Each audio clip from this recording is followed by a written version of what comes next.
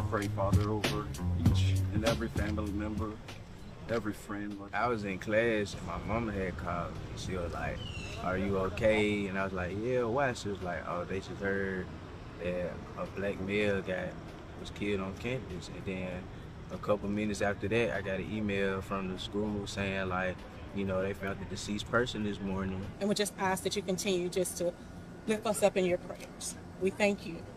And God bless each and every one of you. Following the discovery of the deceased on the campus on Monday morning, his body has been transported to the Mississippi State Medical Examiner's office. The chief medical examiner began conducting a full autopsy this morning. Preliminary results are expected to be available within the next 24 to 48 hours. While the preliminary report of the Bolivar County Coroner's Office indicates no evidence of foul play, we recognize that this is not only about facts. It's about emotions and it's about feelings, and the way this loss and how it was discovered affects people's lives. As a community, as a black community, everybody's upset right now. Like, they're just trying to downplay the situation, Everybody's shooken up right now. It's a lot of emotions going on.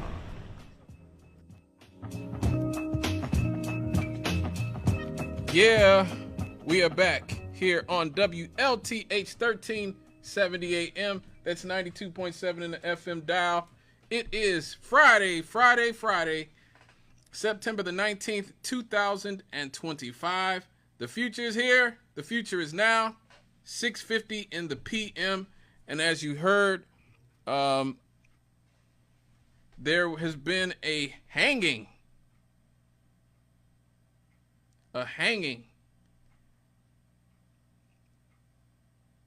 of a Delta State University student. His name is Trey Reed. And now his family is seeking an independent autopsy following his death on Monday, when his body was found hanging in a tree on campus at a press event at Living Faith Miracle Temple Church of God in Christ in Grenada, Mississippi. His lawyer, Vanessa J. Jones of the Jones Law Firm, who is representing the Reed family, told the media that the family is waiting for answers. They are currently waiting for answers. She said, and quote, "The family does not know exactly what happened here on September the 15th, 2025. We are seeking answers from Delta State University. We're seeking answers from the coroner's office." Unquote. Delta State University staff discovered Reed's body hanging from a tree at 7:05 a.m. on Monday, September the 15th, in the middle of campus, where the 21-year-old had just began attending college. Hours after his discovery, Delta State Police Chief Mike Peeler said in a press conference that no foul play was suspected. Wait, what? The same day, two officials from the Bolivar County Coroner's Office said Trey Reed had no other visible injuries that would indicate an attack prior to his hanging. Vanessa Jones, who is of the Jones Law Firm representing the Reed family, once again, she criticized Delta State University and Bolivar County officials, telling the Mississippi Free Press that both had left the Reed family completely in the dark after discovery of Trey Reed's body and did not let them know what exactly had happened. And quote, "The media knew about Trey's death before the family did. That's one of the reasons for the urgency of this press conference, because the family is getting all of their information secondhand through the news. And a confusing incident happened the morning of Trey's death," unquote. She also said, and I quote, The Grenada County Sheriff Department arrived at Trey's family home at approximately 9:15 and informed the family that Trey was found dead in his dorm room, in his bed, unquote. So they came to this young man's family's house and said that he was found in his dorm room, when in actuality he was found hanging in a tree. Nothing fishy about this at all. Absolutely nothing fishy about that at all. What can I say? Not long after, the family learned that Trey had died in the center of campus, hanging from a tree.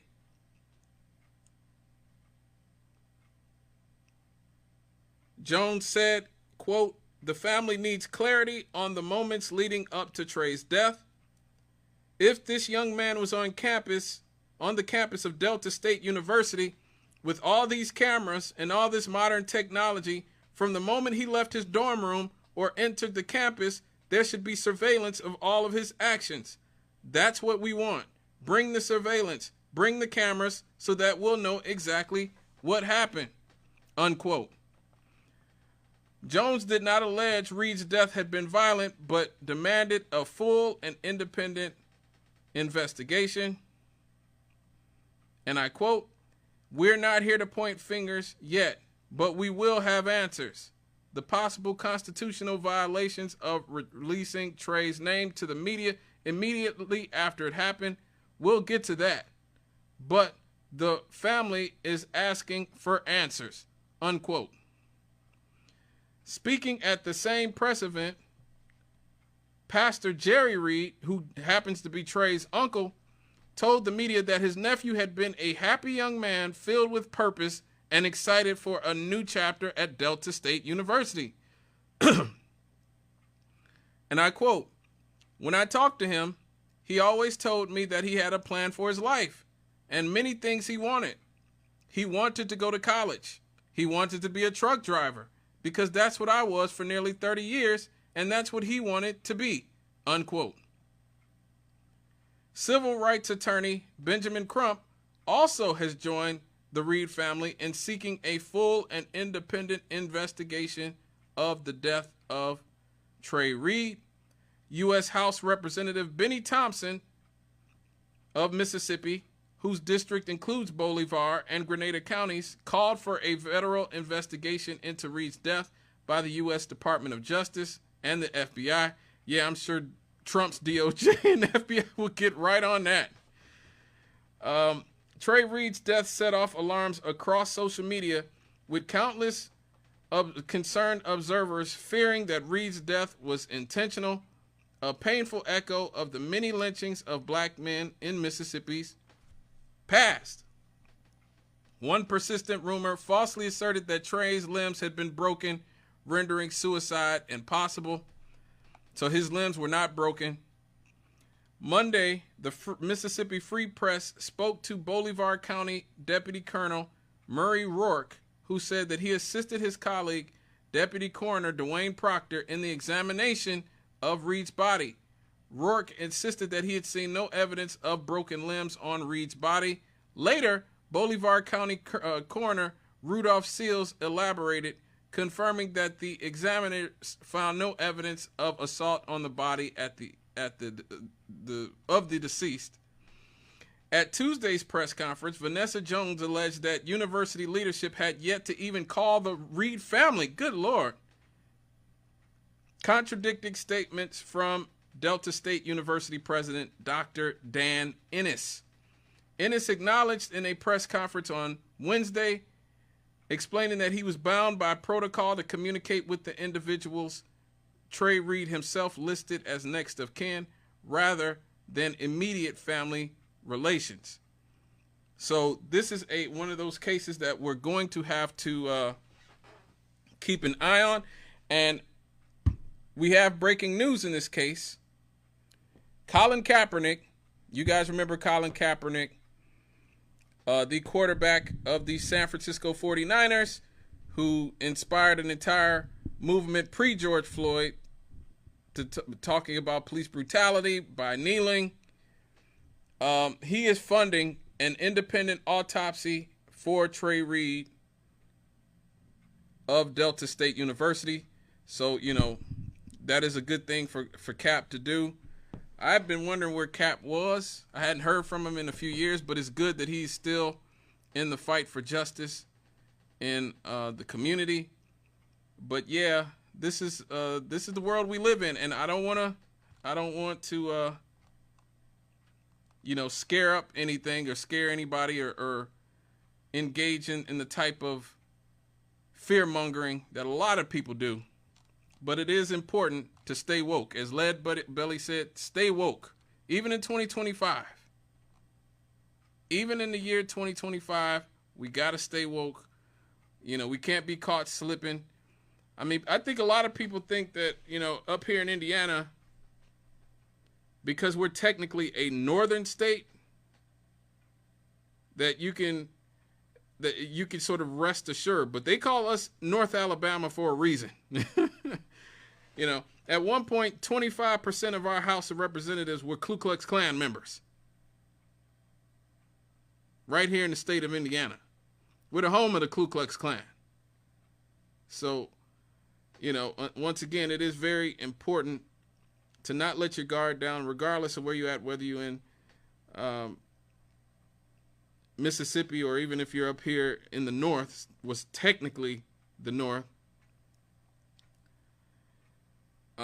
Rest in peace to Trey Reed. My condolences to his family and his friends. But this is definitely a story that we will come back to as it develops. Because, you know, there are a lot of idiots out there who may feel like they're getting back at somebody for whatever reasons. We didn't talk about this last week, but after Charlie Kirk was killed, all the HBCUs were put on lockdown because people started threatening all the HBCUs, even though black people had absolutely nothing to do with Charlie Kirk's death. Nothing. Zero. Zilch. But it always comes back to us. It always comes back to us, folks.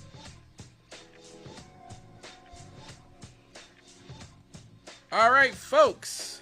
This has been a very heavy first hour. Very, very heavy first hour of the show. So let's lighten the mood a little bit and have some happy, say we.